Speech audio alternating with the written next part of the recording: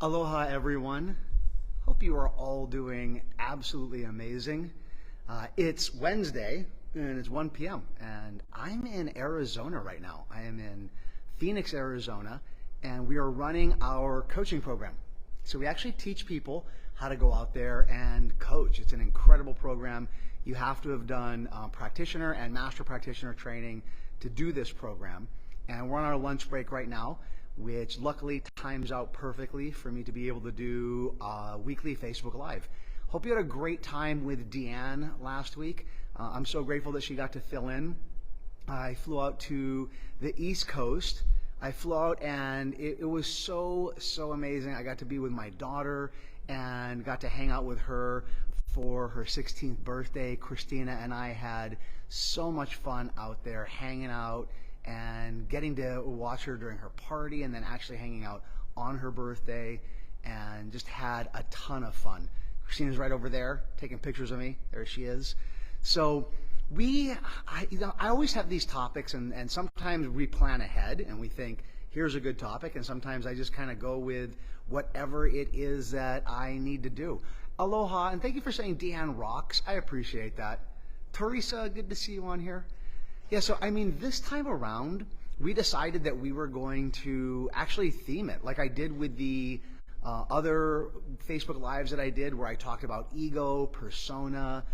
Well, I want to theme these next three, this one and the two after this, with a specific concept that deals with how we perceive reality, like how we experience this whole thing outside of us, ranging from how a room looks to how another person looks, all the way out to the idea of how do things look in this world, your community, your state, your country, the world itself. And it has to do with perceptions.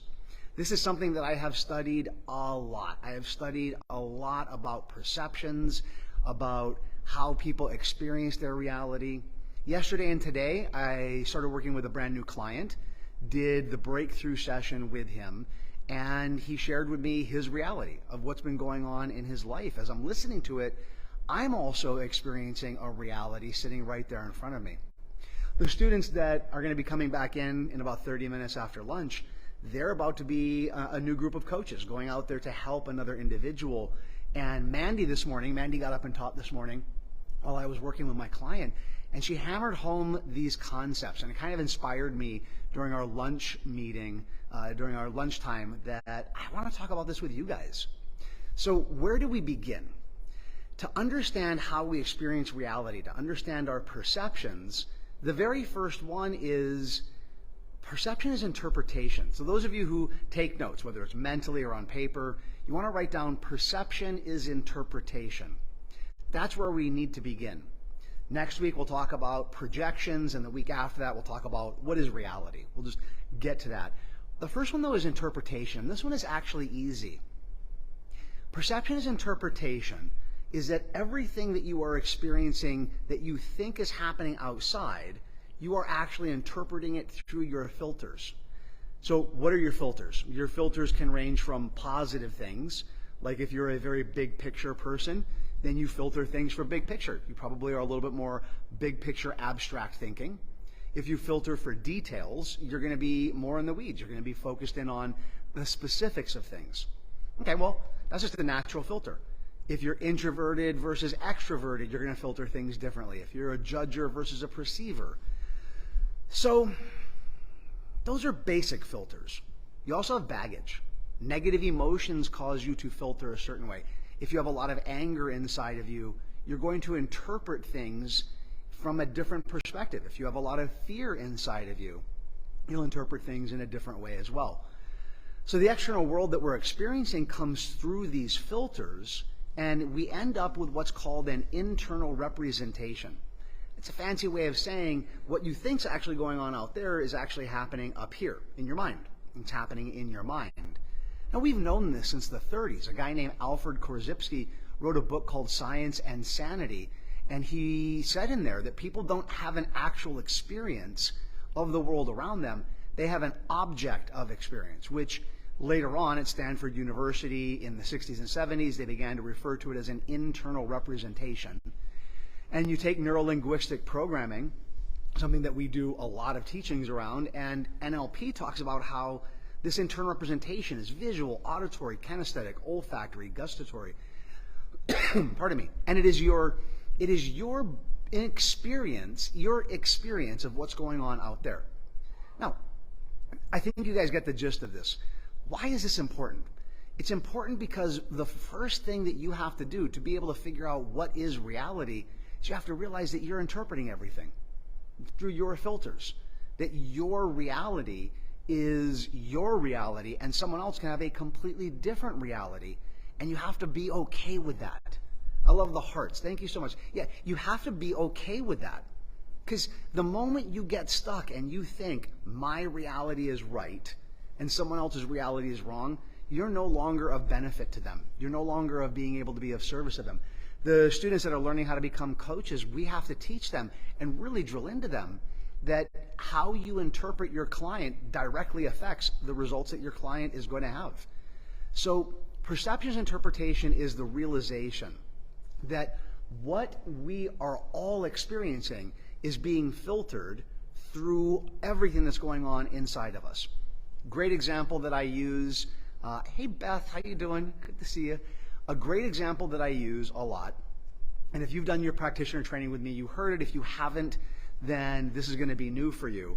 It's really simple. I was, Orange County. I was in Orange County, and I was super motivated.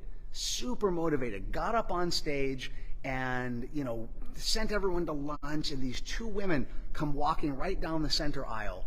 And the first one that reaches me says, "Thank you so much for being here. I appreciate you teaching, your lineage of Huna and the energy. I'm looking forward to this weekend. Could you do me a favor?" And I'm like, "Yeah, sure." She's like, "During the lunch break, maybe you should go outside and ground, because you are one of the most aggressive spiritual teachers I have ever met." And I stopped and I went, aggressive? In my mind, I'm like, man, I was feeling motivated, but I wasn't feeling aggressive. And I was about to answer with, "Please forgive me." And all of a sudden, the person to the left of me, who had also walked up, turned to her and said, "What do you mean aggressive? He's the most passionate spiritual teacher I've ever seen. Mine is like so boring. I've been craving this." And I'm like, I wasn't feeling passion either, but okay. And I was about to say something, and the woman who said that I was aggressive turns to her and goes, "He's a man. A lot of men have repressed anger. He might have repressed anger." And the woman who thought I was being passionate looked at her and said, "You clearly can't see his aura. He has no anger." They started to get into a fight, like an argument over my feelings, like how do I feel. I finally called a timeout, and I'm like, "Hey, both of you." I looked at the woman who thought I was being passionate. I said, "Thank you so much for thinking that I was passionate, and please forgive me. I wasn't feeling passion. I was feeling motivation. I have an awareness of my emotions, and I know I was feeling motivation." And I looked at the other woman and I said, "Please forgive me, because I know that maybe I was really fiery this morning." I said, "And I'm not feeling a lot of aggression right now. It was just straight up motivation." I look out at groups when I share this and I go, someone who is feeling motivation, if you filter it through the baggage of anger or fear, you can see it as aggressive. And if you don't have a lot of anger or fear and you have a lot of passion, you see someone who's motivated, well, you could see them as being passionate. Both of them are interpretations. You see, the first thing that you have to realize is that if you put a label on it, if you put a spin on it, or if you claim to know how a person is thinking or feeling, that's a distortion. That's a distortion. That means that's your stuff. That is your stuff that's going on. So if you see someone and they're walking across the street and they're hunched over a little bit, and you're like, "Oh, that poor thing. They look like they're..." The moment you fill in the blank, that's your stuff. You might be right, but you also might be wrong. And that's the problem with interpretations. It's so much better to understand what is reality, what is projections, which we're going to be covering in the next couple of weeks, and where you want to begin. And for this next week, I challenge all of you, begin to pay attention to your interpretations, especially the negative ones. If someone's motivated and you see them as passionate, that's not a problem. But if you all of a sudden label something as being aggressive or being bad or being wrong, you're interpreting it. That's on you. That's your interpretation. It's not what's actually happening, unless you can validate it and verify it. Like if I was straight up like, I feel aggressive to you guys, then that's not an interpretation. That's you hearing me say aggressive. But at the moment you label it, that's on you. So pay attention this next week to how you label things, how you interpret things. Next week, we're going to build on this. We're going to talk about projections then.